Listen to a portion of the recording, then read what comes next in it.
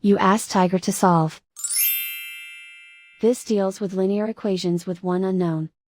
The final result is q equals 29/3. Let's solve it step by step. Group all constants on the right side of the equation. Add 5/3 to both sides. Combine the fractions. Combine the numerators. Reduce the zero numerator. Simplify the arithmetic.